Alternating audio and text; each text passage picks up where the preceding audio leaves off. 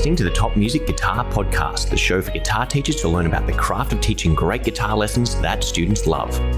If you're looking to start or expand your studio and make guitar teaching your full-time dream job, you've come to the right place. Each week, you'll get to hear from some of the top guitar teachers from around the globe and get their best tips and experiences so you too can build your own dream studio. I'm your host, Michael, and I've founded one of the top guitar schools in Australia, written a best-selling curriculum, and I mentor guitar teachers. I'm excited to share my expertise with you and the wisdom of all the experts we interview. Make sure to subscribe so you don't miss any future episodes. Let's get into it.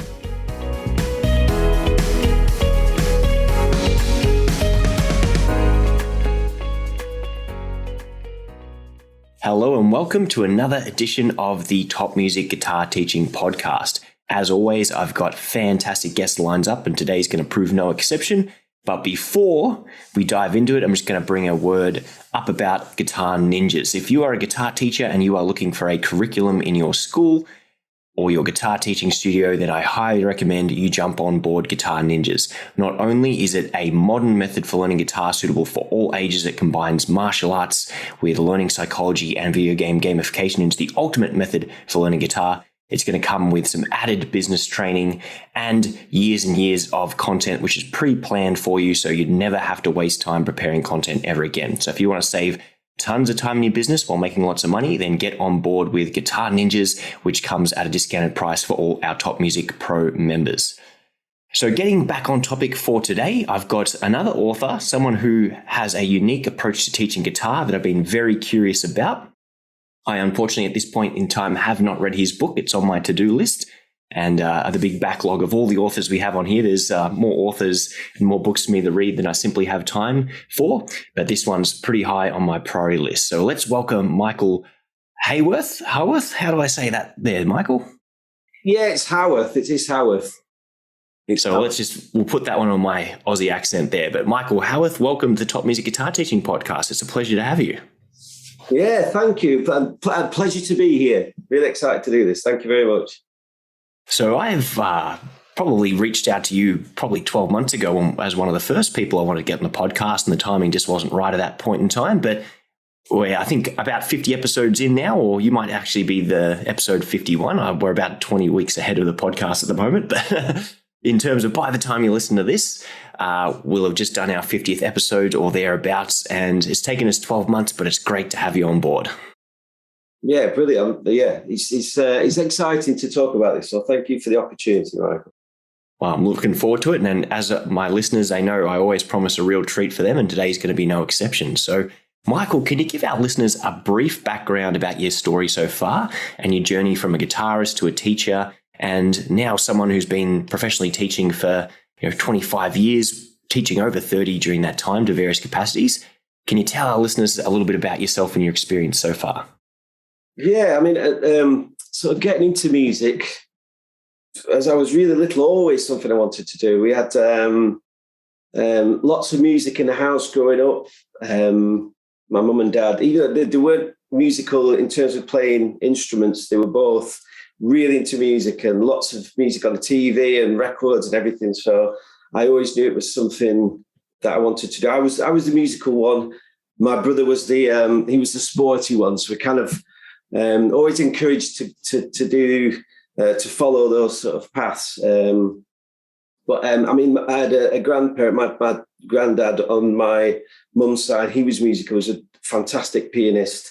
And he played church organ, as did my uncle as well, my mum's brother. But it was never anything that was in our house. So it was always something I wanted to do. But initially, I didn't even want to play the guitar. It was the drums. I wanted to be a drummer. But we had not the space. We had a 3-bedroom little house. It was a terraced house. We had neighbours to think about. So it was never going to be the drums.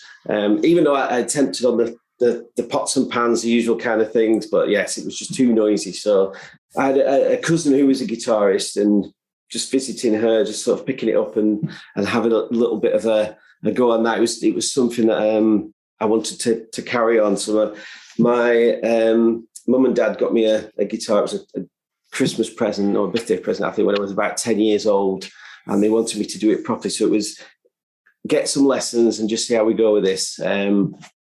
And to be honest, the first teacher I had was not a particularly good teacher. It sort of put me off a little bit. I can remember because there were Saturday morning lessons, and I used to have a little 3/4 size guitar, and I'd trot on down to his house. He didn't live that far from where we lived, and I used to not enjoy sort of waking up on a Saturday morning thinking, I've got a guitar lesson. They weren't very engaging lessons, let's put it that way. But he eventually stopped doing guitar teaching. I don't think it was his thing. He was a great player. You could tell he was a great player, but just in terms of teaching, he just didn't have the sort of teaching skills.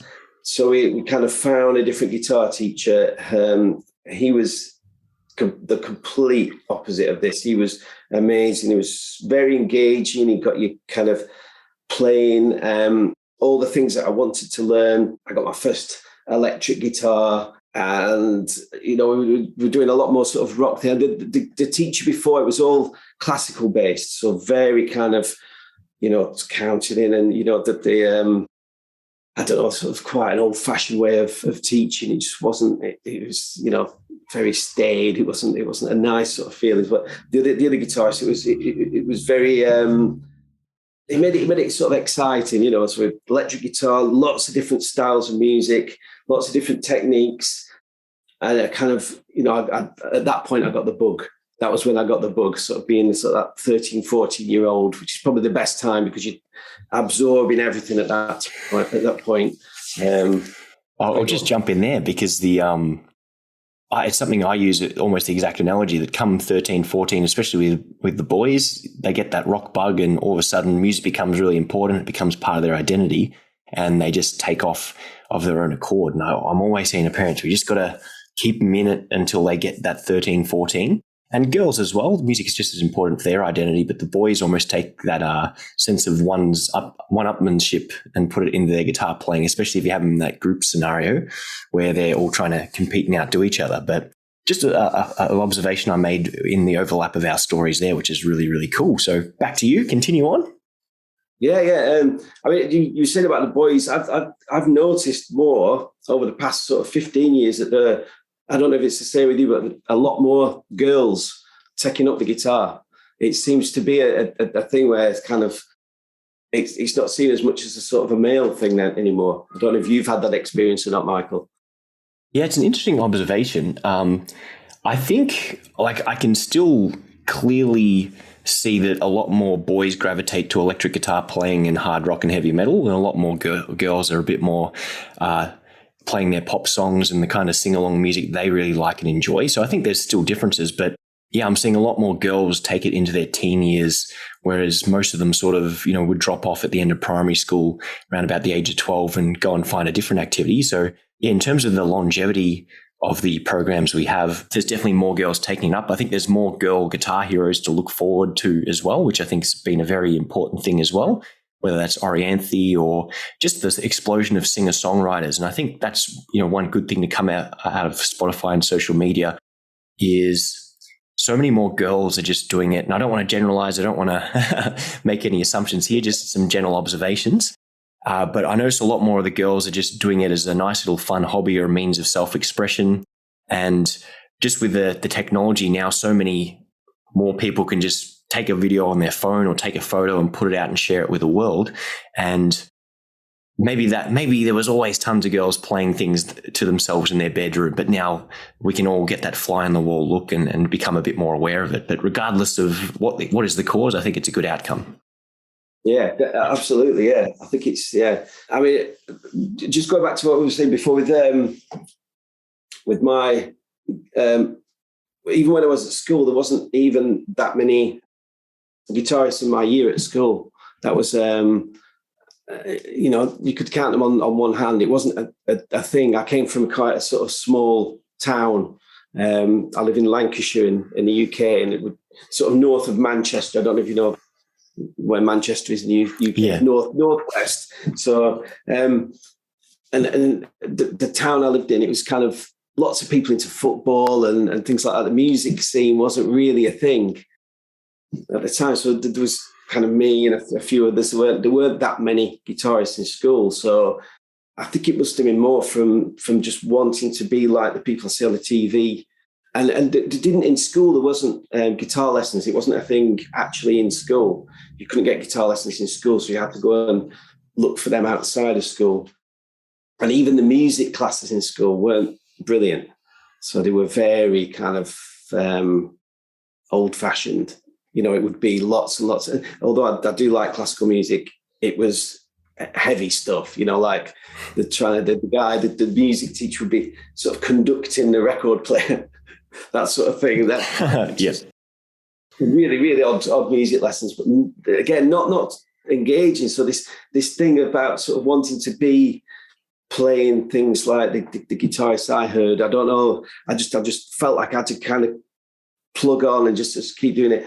I was very lucky. I had an amazing form tutor. So when you're at school in the UK, you have, I don't know if it's the same over where you are, but you have your subject teachers. So you'd have like your maths teacher and your French teacher, whatever. But before the sort of start of the day, you'd have your form tutor where you'd go in and they'd take the register and just let you know what was going on in school. And this guy, because I was a real sort of shy individual, I had no confidence at all. He discovered that I played the guitar. So there was this sort of one thing that he thought, well, you know, that's something that will possibly help him with his confidence, you know, bring him out in himself. And he ran at school. He was a science teacher. He wasn't even a music teacher. He was a science teacher. They run a folk group. So folk music wasn't even anything that I'd remotely been interested in. You know, and I'm talking sort of traditional folk as well. So like Irish folk music, you'd have tin whistles, mandolins, bodhrán, drum, accordions, all those kind of instruments. And it kind of dragged me along, got me to be involved in that. And I felt sort of a little bit of, you know, where I was the same as these other people. They were from different years in the school as well. So it wasn't just my year that I was mixing with then. You were mixing with other people and getting involved in doing concerts as well. So this was a big thing. So getting involved with doing performances and, you know, in front of some fairly large crowd. We did recordings. It was, you know, a really, really good experience. Kind of just at that stage in my life that I needed that bit of confidence. So, you know, just to push me on. So I always think about that as music. With music, it's not just about kind of the act of playing a guitar. You know, the music kind of gives you these other skills, you know, like your confidence, being able to be part of something, and kind of organizational skills, all these other extra things that are not just based around playing your instrument. It's all this other stuff that goes on with it. We did all this sort of. I could have carried on doing music at high school. You know, after I did it as a GCSE, which is the exam you take when high school in the UK is from 11 to 16. So when I reached 16, I took my GCSEs and I was actually top of the class doing music there. So you know, there's lots of kind of classical stuff on the theory side of things. I understood it, that my brain sort of understood what was going on there, but I could have carried on doing music at school in the sixth form. But the careers teacher sort of took me to one side. He said, "This isn't the course for you."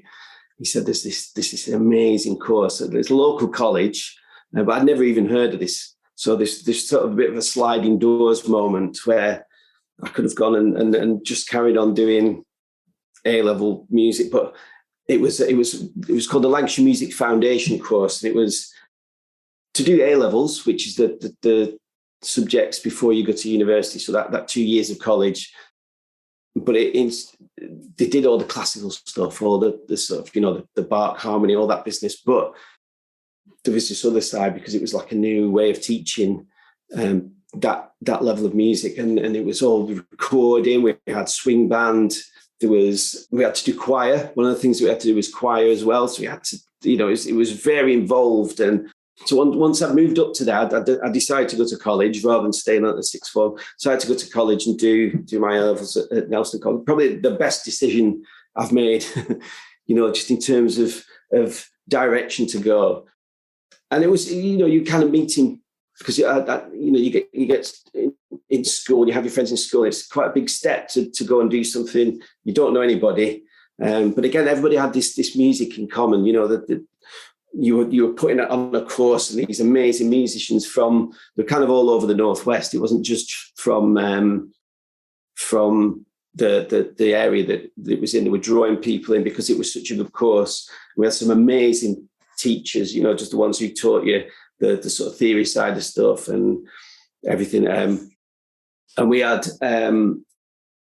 amazing, because at that point, and we had that was the first time we had lessons inside the course that you were doing. So before, you'd have to go outside. So I just had to stop my lessons with this amazing guitar teacher I was talking about before. He's a guy called Dave Duxbury, by the way. He sadly passed away last year, which was quite sad. But anybody around this area who's played guitar would have had lessons with Dave Duxbury. He was the dude, the guitar dude. Anyway, so moving on to college, and I had lessons with a guy called Gary Boyle. He was my guitar teacher. He's an amazing guy, and he's still around.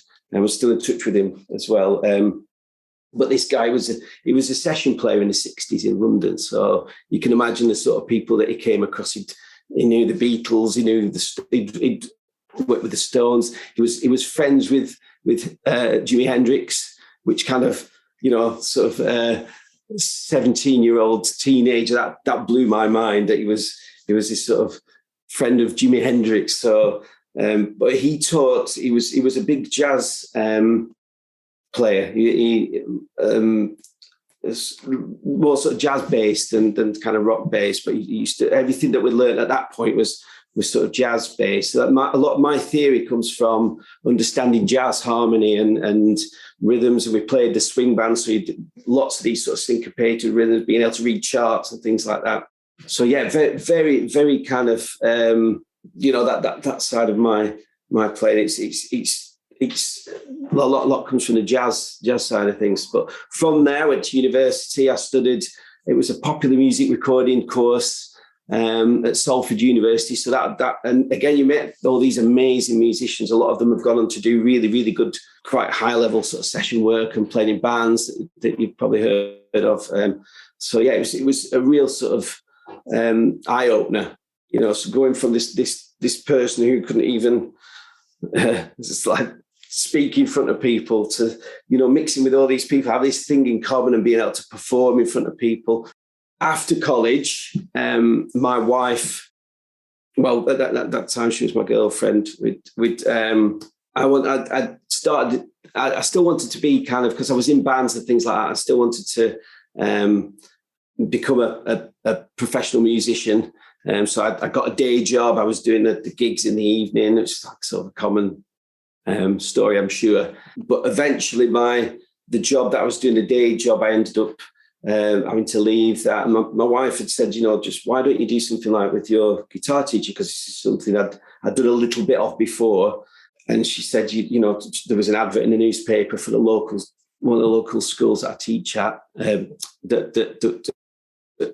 for teaching lessons. So she said, go for that and see if you can get a teaching job doing guitar teaching. So I auditioned for that job and ended up getting that. And that was the first sort of proper guitar teaching job that I did. And it was it's a school I still teach at now. So this was 22 years ago. So 2001, I think. So wow. A long time. Teaching at that school for a long time. So that's amazing. So it's quite a long road. Into teaching, but yeah, it's yeah. There you go. Excellent. And obviously you've been in the game for a long time. How much has your approach to teaching changed from 22 years ago, or even beyond that, when you were doing a little bit of stuff on the side during the university days, right up until now, where you've got your own books and obviously a wealth of experience to build upon? My teaching started pre-internet. So it was before we had any internet. So I mean that is probably the most major change. I can remember because I started when I was doing my A-levels at college. One of my lecturers, my teacher, he sort of saw that I was kind of just how I was, I think, in swing band rehearsals and things, so just explaining things to people. He saw that side of my personality. So he set me up with some lessons, teaching people who he knew. And there were some people not on the music course who wanted guitar lessons. So, and I did some at home. I sort of carried that on and did some lessons when I still lived at my mum and dad's house. So that's where it all started. It was all pre-internet. So it would be kind of just me showing how to play things. And it was literally just, right, this is how you do this, write it down. It wasn't really kind of going into depth about anything. It was just do this. There was no real planning, none of that. It was just, let's play some stuff. So it's kind of, no real thought got into it. So there were lots of, in terms of material, lots of sort of copied sheets. It would be focus on pieces of music where, like techniques. I'd be teaching people techniques at the same time as learning a song. So it's not like the ideal way. That's not how I teach anymore. It's a bit more structured. I mean, now the way I teach would be rather than sort of give them a song and say, right, we're going to look at this song and then just go into it sort of blind. Now, so you look at techniques that we're going to be learning a specific song. We look at the techniques before and then apply them to various pieces that you're learning and things like that. So it was a backward way of teaching. So, like I say, it's a lot more structured now. But yeah, the thing I really struggled with at first was teaching really young pupils. And that was the thing that I could teach. If they were over sort of 10 years old, I'd have absolutely no problem. We'd make plenty of progress, but it was the really little ones. So I'd really struggle with getting, I don't know, maybe sort of 5-year-old pupils, how to teach those. And I knew that I had friends who taught younger ones, but they would teach them like piano and other instruments, and they could do it. And I was thinking, how could I do that? A lot of my teaching is actually in schools now. I work for the local authority, so it's Lancashire Music Service, and it's run by the county council. And I do a lot of going in schools just as a freelancer as well. But we have inset days as part of our training, so we do lots of training, and I'm always constantly asking other instrumentalists that aren't guitarists, how do you do this? How do you, like drum teachers, how do we teach like that sort of rhythm? How would you go about it? Because I like to sort of absorb different ways of doing things from other instrumentalists that might not, you forget about doing when you guitar, because we get stuck in this sort of guitar bubble, don't we? It's just that. But if you ask a trumpet player, how do you teach them different pitches? How does the trumpet work? So you can kind of take things from that. So in terms of the little ones, when I used to really struggle with the little ones, at first I would teach them how I would like a 10-year-old or an 11-year-old, and it doesn't necessarily work because the reading skills aren't as good. Even reading just sentences. So you're giving them pieces of sheets of meat, and it just looks, it's too much for them. So you sort of have to rein it back a little bit. And we focus on, now how I teach, it's a lot more focused on basic elements of music. So we would do like, looking at pulse, rhythm and pitch are the first three that we focus on.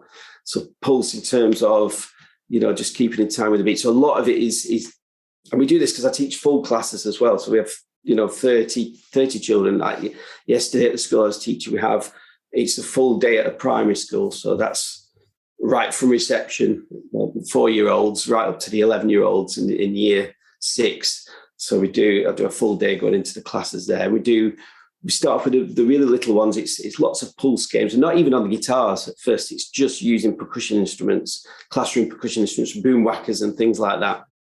And it's circle games, passing claps around and doing a double clap thing, but in time with like backing tracks, but just getting used to feel the pulse and then clapping rhythms over the pulse, even reading rhythms. So that at first I found very difficult, and I sort of carried that into my teaching in terms of guitar teaching when I'm teaching privately with youngsters now. So I mean, I've got some guitar lessons now who are reception year 1. So I'm actually quite proud of the fact that I can do that my teaching has changed, that I'm able to do that. And I mean, talking about my book, I wanted it to be able to, so I could teach, so I could put this in front of a 4 or 5 year old, and they would get it. I could kind of show them, and they would be able to read it in the book, and they would understand it, and then that would get them going on.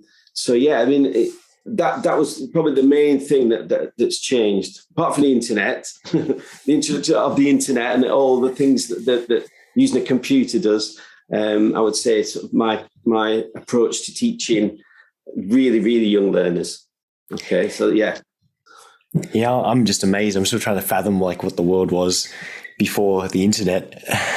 And we were having just a joke before we hit the record button and started going live, just about how busy life is with kids. And I'm often trying to explain to our teenage kids like what used to happen before the internet. Like you actually had to go outside and do things, or if you didn't know the answer to a question, you would have to like really search for it or try and find someone. I think that was almost, not to go off on a tangent here, but one of the really awesome things about discovering guitar and heavy metal music especially was the fact that there was just so much mystique around your favorite player. Like someone like Slash, it was like, oh my God, the top hat, the hair, he's almost like a cartoon character. Or a certain heavy metal band from Norway, which there was a CD out and one biography in one book, and that's the only place you could find out more about them. So I think, unfortunately, this is almost lost on music fans of these generations, is the fact that they know everything at the the touch of a phone instantly. There's that lack of magic around music, and it's definitely for the better sometimes in terms of how easy it is for modern people to just access a wealth of information. But also on the flip side of that, there's such a wealth of information out there on the internet, but there's also 10 times the amount of really terrible content, or even the right content in the wrong order can really confuse or overwhelm people. So, guys, don't have to worry about ChatGPT replacing you or the internet replacing you as a guitar teacher. There's always going to be a place for you to help out frustrated people who can't learn from a video or a page on the internet, even if there's some great content out there. But it's, really interesting to hear your thought. And I think the last little thing to reflect upon is the fact that you tried, as many people do and fail, teaching 5-year-olds the same way you would a 10-year-old. But the level of development, the difference in their level is just astronomical, even at those ages there, in terms of their comprehension, their understanding, their fine motor skills. So you really have to break it down. So, you mentioned playing some games. Are you able to go into a little bit more detail on this topic of pulse? You said pulse, rhythm, and pitch. Can you tell us a bit more about that and maybe some games as examples? Yeah, I mean, just taking, for example, like what I was doing with one of my classes that was doing yesterday, and we were looking at a piece, and it's a simple piece that uses the three open treble strings, so your E, B, and G, and your A note, fretted A note on your third string. And this, bear in mind, this is a class of 30 children, so you get them to listen. It's all about listening. And we would do simple rhythms, just starting on one string. So you'd start on your E string and you would play a simple da, da, da, da, da, and they would copy it back. So it's a copying game at first. So they're focusing on the rhythm.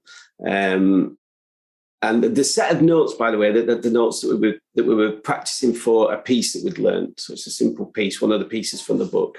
But it's just a really, really simple idea. So just starting on your E note, A, E, E, E, E, they'd play it back, and then you would change the rhythm. There are certain rhythms that they were not allowed to play back, by the way. We have, I don't know if you've done these sort of games before or not, but there are the rhythms, is the fingers on your lips rhythm, fingers on your lips. And if they hear that rhythm, then they have to do that. It's a good one if you've got, for classroom management as well. So if you're talking and you've got like kind of little pockets of people talking, you can clap that rhythm or play it on the guitar and they will just instantly stop if they're very good at that game, especially the younger ones, because they want to sort of show that they know what they do. But the other thing we could do with that as well, once we've got these rhythms, we use rhythm grids for the music service. We have there's a program that's like a kind of thing that we can log on to called Charanga. I don't know if you've heard of Charanga or not. No, not familiar with the Charanga. Okay.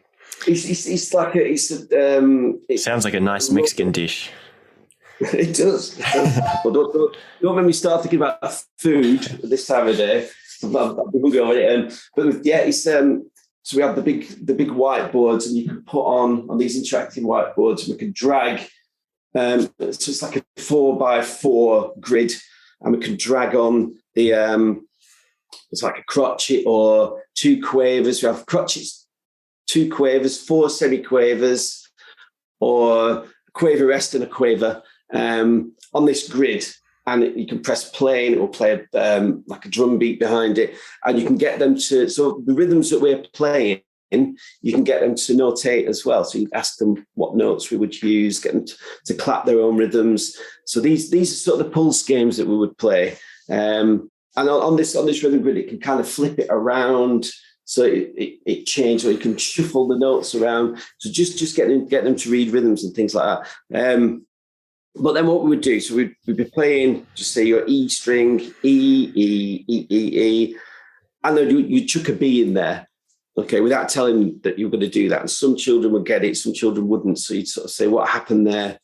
And hands would go up, it changed. So you sort of try and get that musical dialogue, using the vocabulary, the proper vocabulary. So what is it that changed?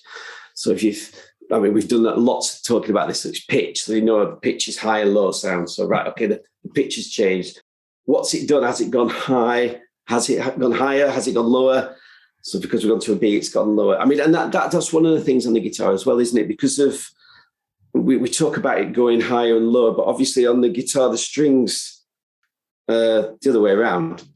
So the string that's nearest to your nose is the lowest pitch string, which at first, if you're on a piano, it's easy to explain. So the high notes are at that side, the low notes are at that side. On the guitar, we're going kind of two ways, aren't we? We're going towards your nose for the low pitch strings, and then we're going this way along the neck to get the high. So we call this going up, even though it's a cross. It's sort of just getting them used to that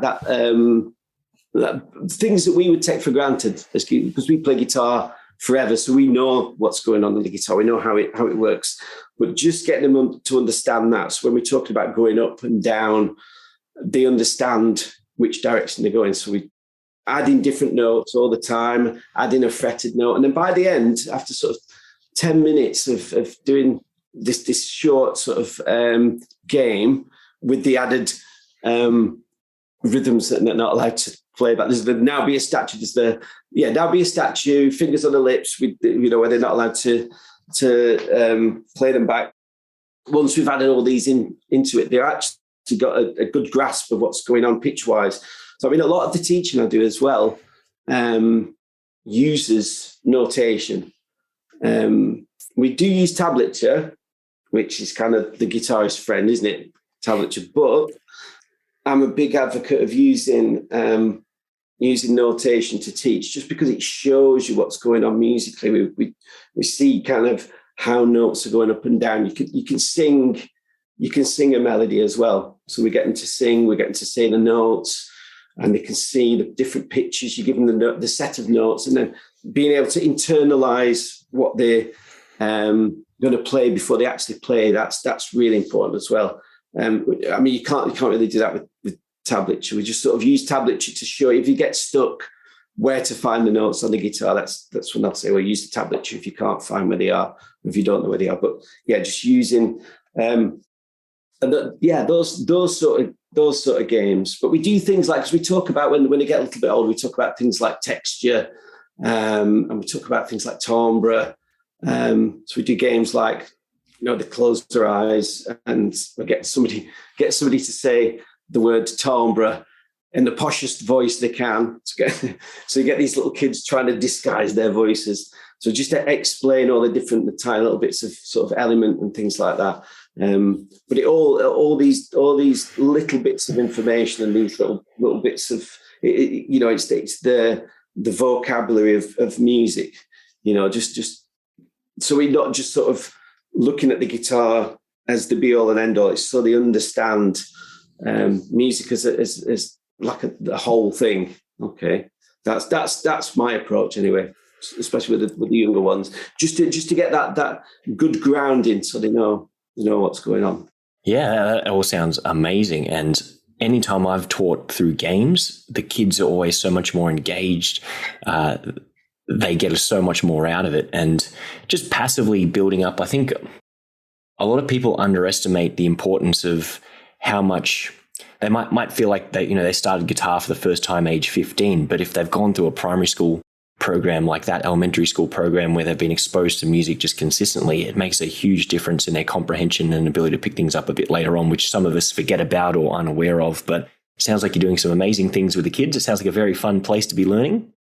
Yeah, I think I'm lucky, that the school, because it's not consistently like that throughout all primary schools as well. There's a lot of music. They're supposed to have music in school, but I think a lot of it isn't as good as it should be, for various reasons, just depending on which school you go to. I'm very lucky the schools that I go into, they make music a massive part of their, what goes on in a school week.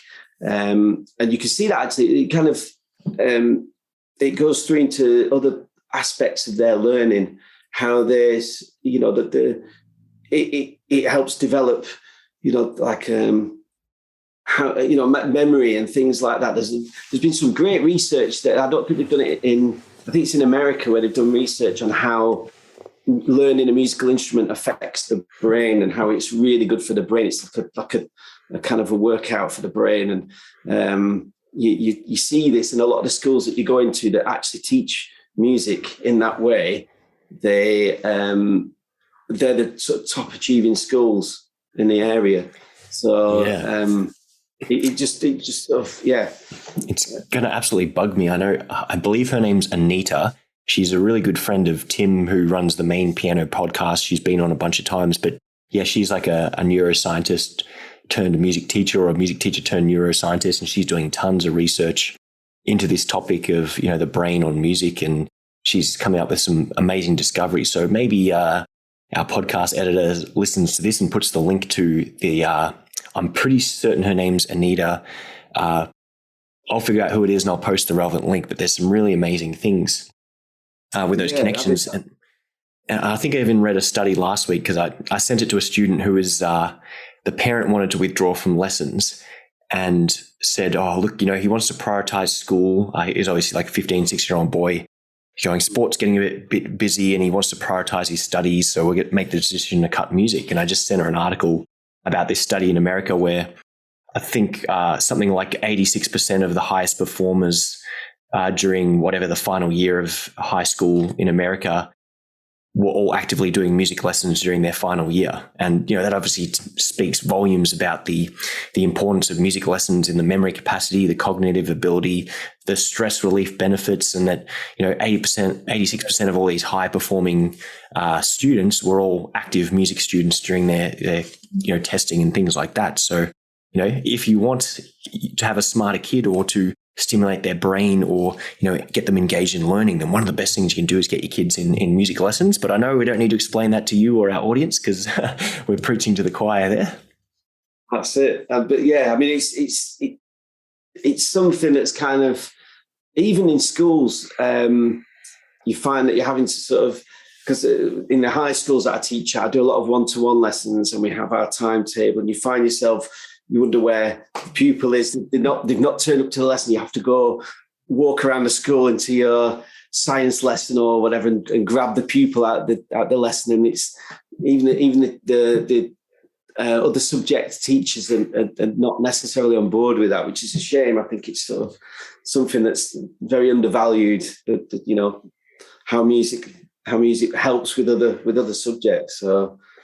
Yeah, and I think we're always going to have that ongoing battle in terms of, it's an art versus something which is potentially more practical. And, I look back and I actually really didn't like the first 2 years of my musical education. And similar to what you've said, where you just had a teacher who wasn't really engaged or switched on, and very dull, often academic approaches to teaching in a classroom, which work for the 10% of kids who are super intuitive, which, I kind of was at one point, but music lessons just didn't resonate with me. And being, over 6 foot tall, it was the last 2 periods on a Friday afternoon in year 7 and 8.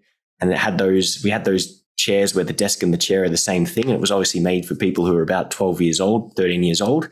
And it was just the worst 2 hours having to listen to our teacher's favorite classical music. And she was an amazing teacher, but it was just, trying to feed us the vegetables, so to speak. We just didn't want a bar of it. And I didn't like music until I played my cousin's guitar in year 9, 3 years later. And from that moment, from getting a guitar, put in my hand, playing something, it was like getting hit by lightning. And I just knew straight away. I was like, I want to do this for the rest of my life.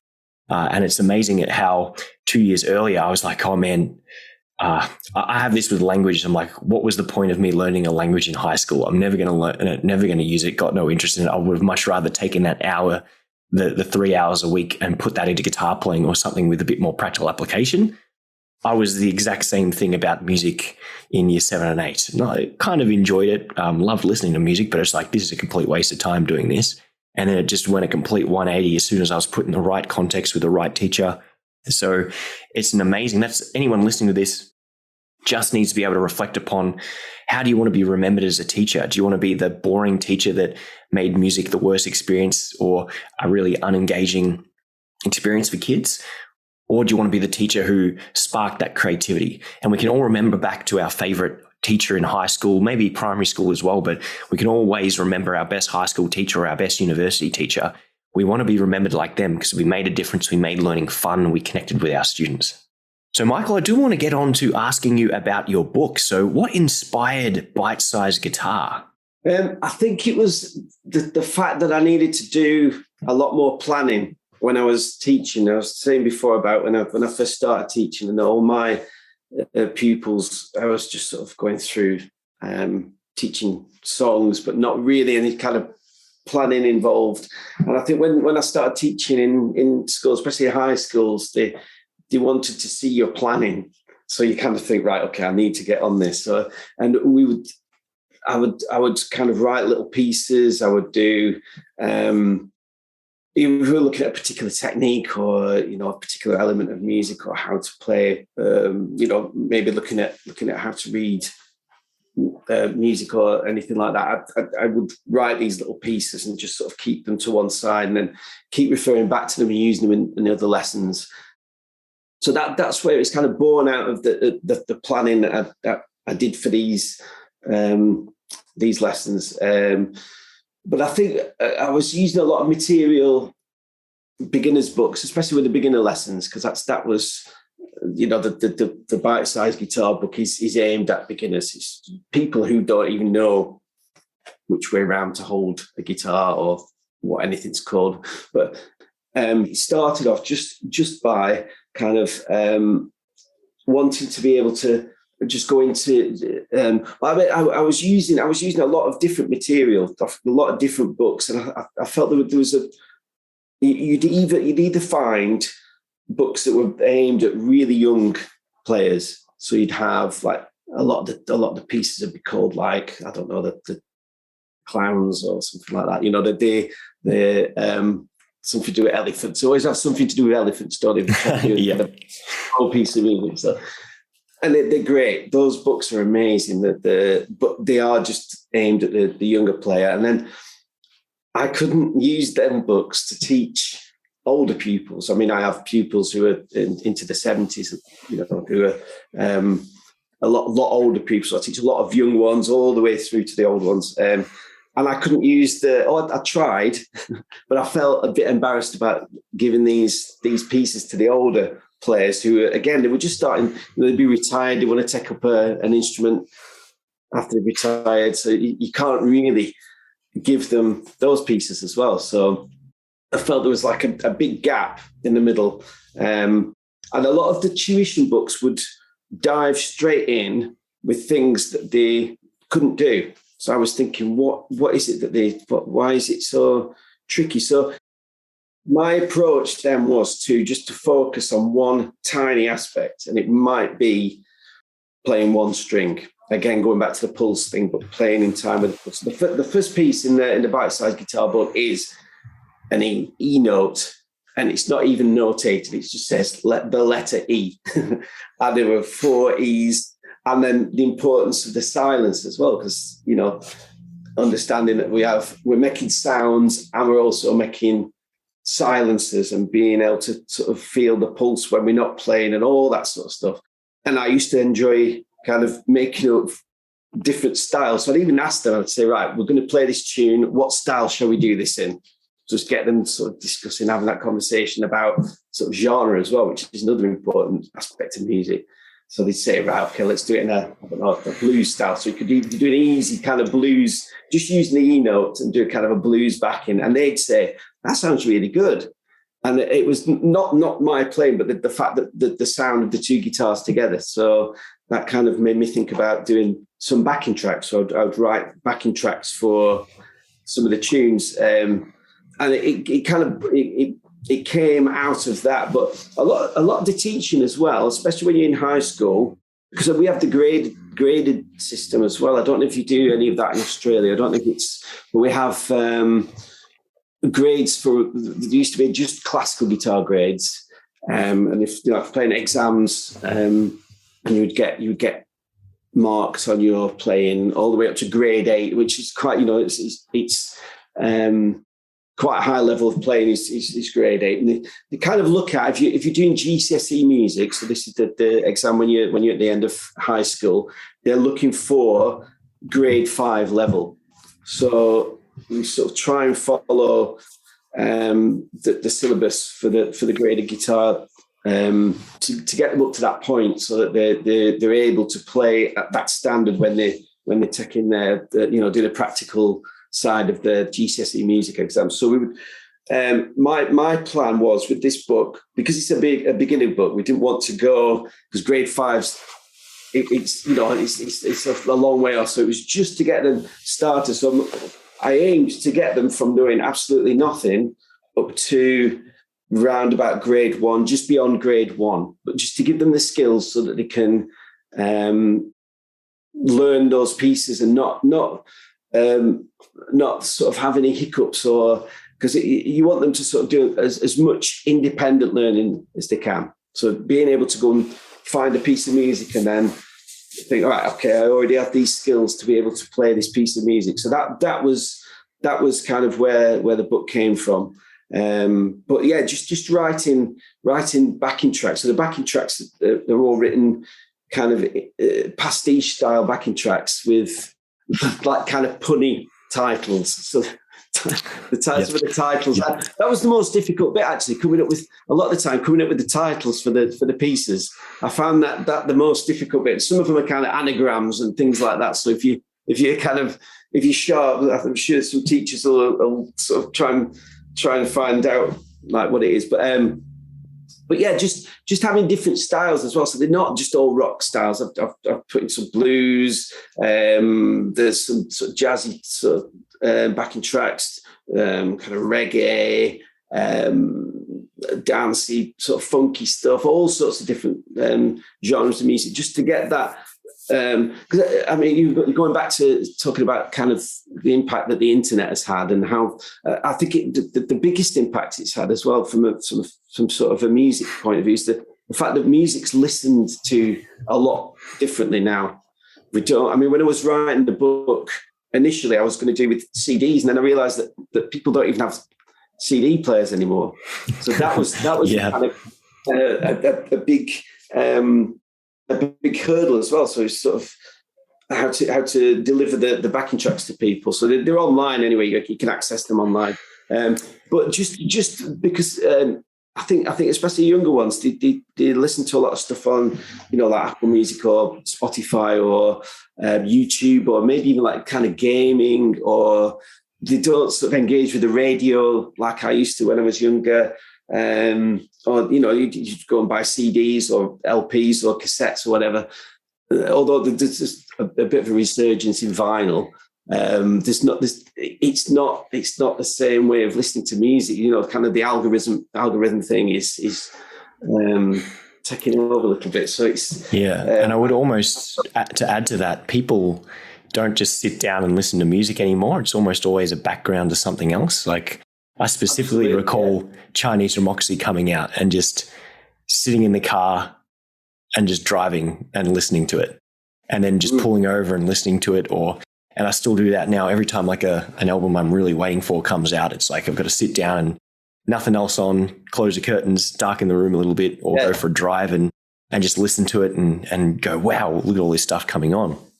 But then there's other music which Spotify pops up and says, oh, new release from this artist, and you listen to it while you're working or doing something else in the background and you miss a whole bunch of stuff, or it's a very background kind of thing, which I think is a real shame. And it's going to reflect in the fact that, go back 30 years, 20 years, pre-internet days, there were so many more people with great ears because they had no other choice but to sit and listen and figure stuff out. Whereas now we have a whole bunch of people who are, really spoon-fed and give up at the first obstacle because they're just not resilient like people used to be, but also because they're just so reliant on everything else. Now, it's amazing to see how many people can sight read tab down when, sight reading used to be something that only happened to, standard music notation, but the fact that they can hear it in their head and translate the numbers in real time is, this is something else which is developing out of the current use of tab. So it's going to be a very different world, not to have a back in my day kind of approach to it, but we're very keen to see what the future holds. Yeah.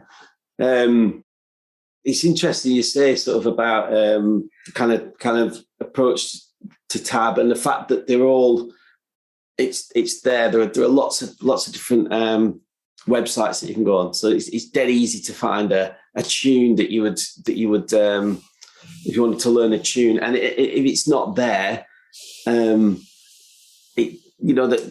kind of having that ear training is something that I think people need. It's not done as much. Like if I was learning guitar and I wanted to learn a particular song and it weren't, because we'd rely on tab books, or your friend would have a tab book, or I remember VHS. There was some sort of VHS.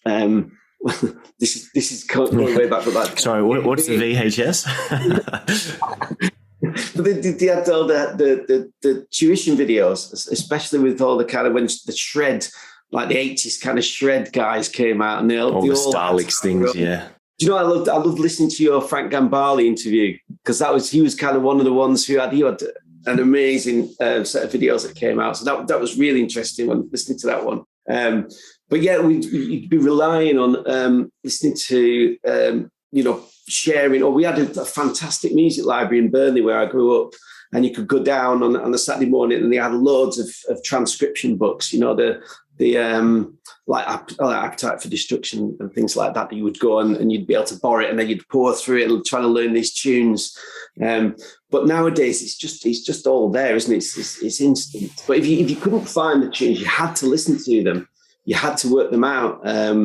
And they might not necessarily be 100% correct, but you'd be all the time training your ear how to hear things, which is something, again, that we work on in lessons. I mean, I always encourage all those things in my teaching. So we do a lot of working from books and from sheet music, but also the improvisation, incorporating that into play, even at a really early age, just doing it with one note or two notes, being able to improvise rhythms and just listening and getting to listening and use sort of space in their improvising. They can do that from, sort of 4 or 5 years old. It's a really good way of getting them into doing that side of stuff. We do that in the book as well. We do that in the in BiteSize Guitar. There's quite a lot of pieces that do just a set of notes and just let them do some improvisation. Just simple things without having to learn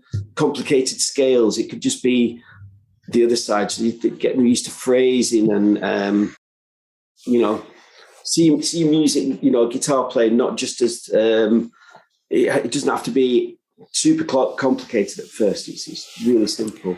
But yeah, just looking at that the way that it's just the progression. So a really smooth progression. You feel like and I've had this feedback off a lot of the guitar teachers that use the book. They feel like that they're in a short space of time, but with a really smooth progression to get from one thing to the next thing, and then gradually all these skills build up, and then lots of reinforcing the skills that they've already learnt. And it's all put together, and by the end they've got a load of skills. They know all the how to read, how to play. They've got all the basic chords, being able to, like I say, being able to improvise, certain skills, even working on aspects of music theory, that the basic music theory at first, and introducing that alongside learning the guitar, so they're not sort of separate things. Everything's together. There's this one big thing. Yeah, I think that speaks volumes about your method and your approach when you're approaching things like creativity and the connection of music theory, which, in my experience, I got to the first year of my university degree before I ever did any sort of creativity training. And to go from starting guitar age 15 to just madly playing 6 hours a day, learning things to pass an exam, not dissing that because I loved every minute of it, but to then have to improvise at a tertiary standard was a very rude awakening for me. And there was no books on improvisation. There was no guitar books on specific how to be creative or improvise. It was like, what do I do? So now part of what I do, and by the sounds of it, part of what you do, is you encourage improvisation and creativity from the very beginning. And often we make the mistake of going, okay, now you can play to a certain level, you can be creative with it. When in actual fact, as you said, you only need 2 notes, or sometimes even just 1 note and different rhythms to actually be creative. And it's a skill that if we wait 3 years to nurture it, we'll be a total beginner at it in 3 years. Whereas if we go, what does success look like, or what does creativity look like at this level to this capacity, even if it's 5-year-old kids, we can actually do quite amazing things with them. Yeah, and you forget that actually that way of playing, if you were to put an instrument in front of, even going younger than that, sort of a 2-year-old or whatever, they would sort of start playing and making sound with that instrument, and it's kind of it's sort of trying to get that into their playing. The creative side. We sort of do a lot of things. Singing, making little melodies up before we can even do. Like the first things that we do, kind of dancing, and it's not like specific moves that we learn. When we're really little, it's just kind of moving to music and things like that. We sort of do that with an instrument, just taking simple ideas and it's that creative side that we do forget about sometimes. So I like to incorporate that into my teaching right from the start. I think it's important. Most definitely. Now, Michael, we do have to bring this one in for landing, but where can our listeners connect with you and find out more about your books and what you're doing with BiteSize Guitar? Yeah, I mean, my website, that's where the links to buy it are on my website, which is michaelhaworth.co.uk. It's also on Facebook, the Facebook page, which is BiteSize Guitar. Just search for that on Facebook. But you can get it if you just want to buy the guitar. It's on Amazon and Lulu. You can go direct to Lulu because I use on-demand print on demand service for it. But yeah, it's they're the main places where you can find me. Fantastic. And we will make sure that we include links to all of those resources and social media profiles wherever you're listening to the podcast here. Michael, do you have any last tips or bits of wisdom you could share with our guitar teacher audience listening at home? Yeah, I think it's important. You've got to make sure that, especially with the younger ones, make sure the parents are on board with what you're doing. Just to sort of get them involved with as much as you can with the pupils' practice, so that you're getting them into a good routine with practicing. And I think also you've got to assume that whatever you're teaching to your pupil, they know absolutely nothing about that subject. So you could be talking like about something that as basic as, right, we're going to go and do a picking 4 E notes. Going back to the other example, just assume they know absolutely nothing about that. So when we say picking, what does that mean? we're going downwards with the plectrum, just take it right back to basics. And also, I remember in our inset days that we get with the music service, they always say, especially with the young ones, just how you are with them. So smile. They like that. They like that. So children really, just be nice and engaging, and just make them happy. Make it something that they want to come and do with you. I think that's some great advice there. So Michael, on behalf of our listeners and the Top Music Guitar community, thank you so much for coming on the podcast. Guys, we'll make sure you check out him online, and BiteSize Guitar. We'll post the links to where you can check it out. And of course, if you're interested in teaching his method or exploring a little bit more, I'm sure he'll be willing to talk to you about it. Michael, it's been a pleasure having you. Thanks once again, and we'll see and hear from everyone in the next episode. Thanks so much for listening, guys. See you next time. Fantastic, Michael. Thank you so much.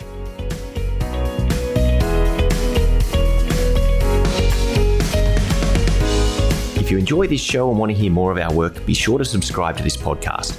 For links and resources mentioned in this episode, including a free ebook on how to find more guitar students, visit us at www.topmusic.co/guitar or check out the show notes. And lastly, thanks again for listening, and we'll see you in the next episode.